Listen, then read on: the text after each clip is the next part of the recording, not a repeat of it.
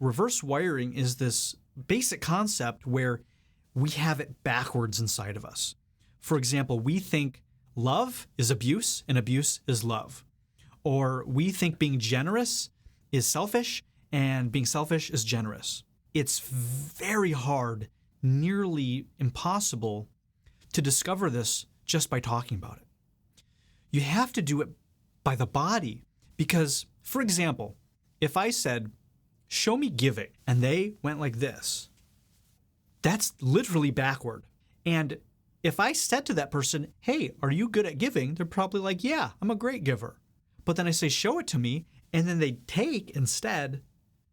I can promise you, and I've seen it 100% of the time, that people that have that reverse wiring struggle with that thing in their life every single time. This is why you struggle, because you have this completely backwards. It's the body that has that archetype. It's not in the mind.